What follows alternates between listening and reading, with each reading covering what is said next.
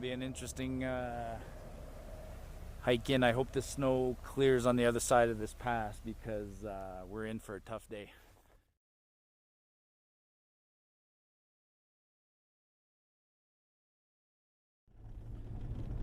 Yeah, so it's Sunday morning. It is 8:55. I just turned on to the Icefields Parkway, so I'm just past Lake Louise, and there's not a lot of traffic here. I'm in four-wheel drive right now because the roads are just slick. They're like ice. And it's snowing. I just had to stop real quick and show everybody. Look at the snowbanks. That's my truck. Look at the snowbank. This is Bow Lake.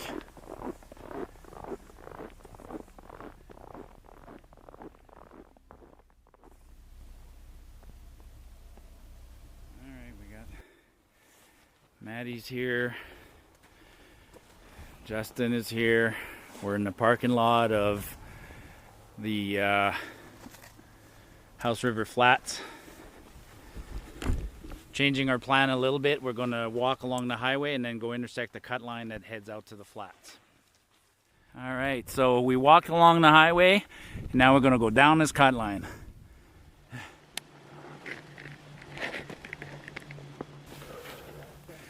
No trail here.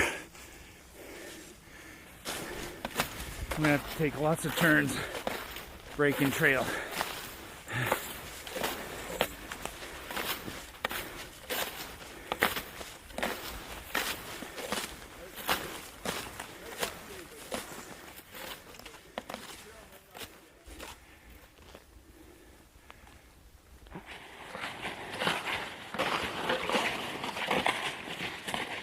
That's a good sign when there's an orange blade.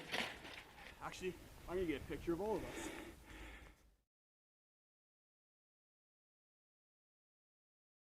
I'm going to get that Manfrotto one.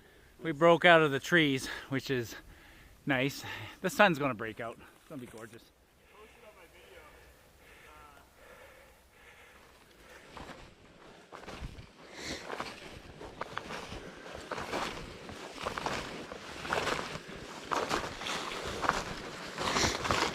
You just have one pole? Yeah. Oh, I just noticed that.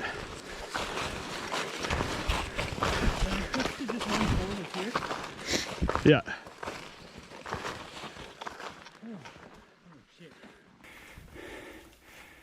Gotta take turns breaking trail.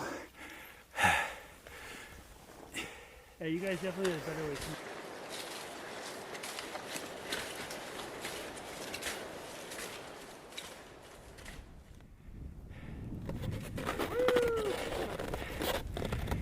Well, Glacier Lake is over there, but it took us 2.5 hours to get here. I don't think we're going to Glacier Lake.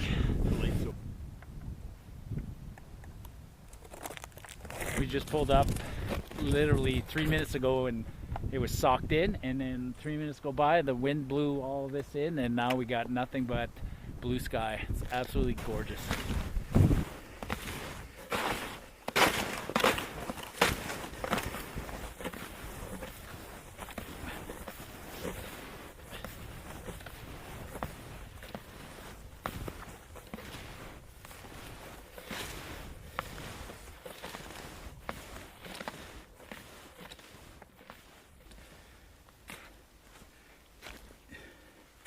Not too bad.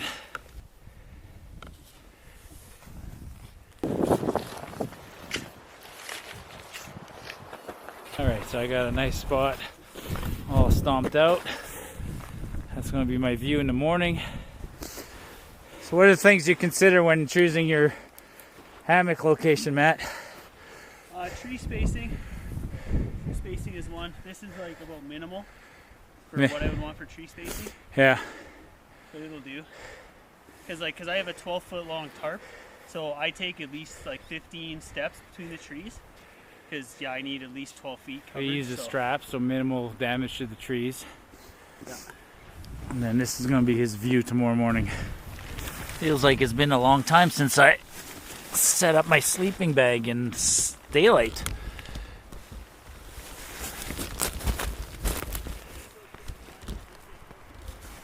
Alright, so you can see the view out my tent. Got my mylar blanket underneath, my yoga foam, my thermarest, and my 2 sleeping bags, and my inflatable pillow. It's only about -10, so it's going to be a very comfortable night. And now we're just going to go about organizing camp, get some firewood, set up a fire pit, stuff like that.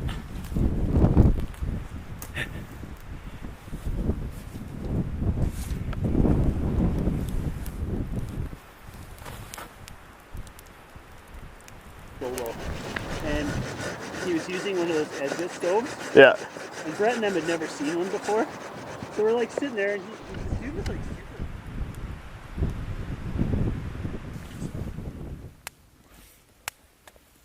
Everybody's fed. How much run time do you find you get off your eating? It was still a good time. It's always a good time. Oh yes. Wonder what the poor people are doing right now. Evan said you can't say that in the videos anymore.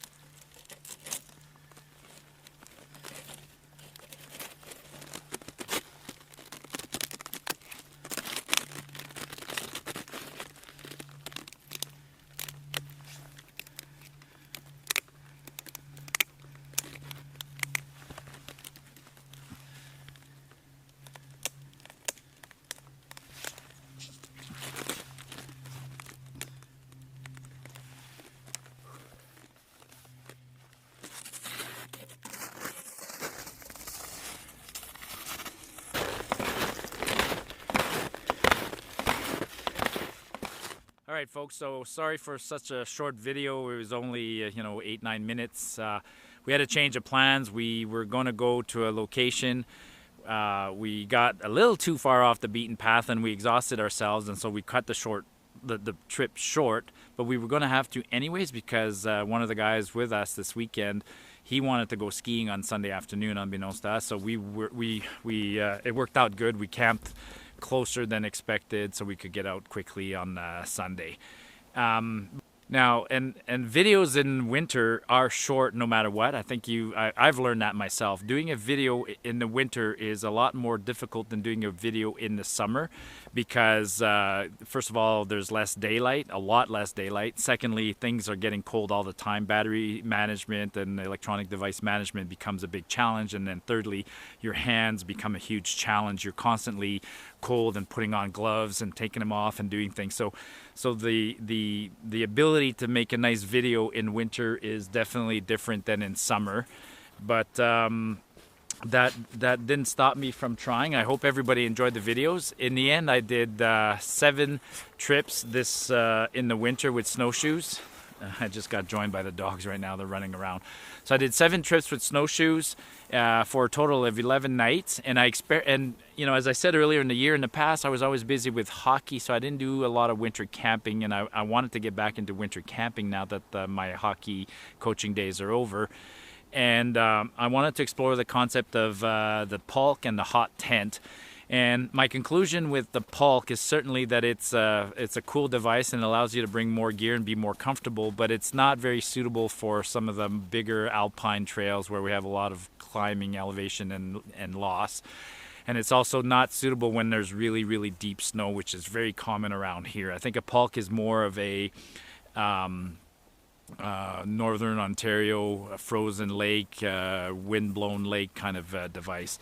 And consequently, because the pulk is less of an important device and I'm going to be relying more on just normal snowshoeing without a pulk, that again limits the gear that I can bring. And my concept of a hot tent using a homemade stove was interesting, but my conclusion is that if I'm going to tent hot tent in particular, I'm going to have to get a collapsible stove like so many people have. But it turned out to be not that big a deal. I only used the stove twice, and otherwise of the 11 nights in the wilderness that I had this winter, including some at -30, 9 were just in sleeping bags and what I would call cold tents. So hope you enjoyed the series of winter camping trips. Now this will probably be my last one. I'm moving my daughter this weekend, so I can't go anywhere this weekend, and then shortly after that I'm taking off on a 3-week trip to South America. And by the time I come back from that, it'll be April, and then we'll be back into the shoulder season.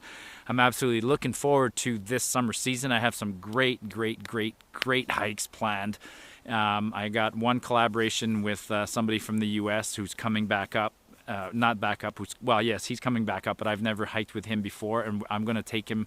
We're going to go do a very long 160 kilometer, 100-mile hike, and then I have probably a 100-mile hike solo myself, and then I have a 100-mile hike with friends.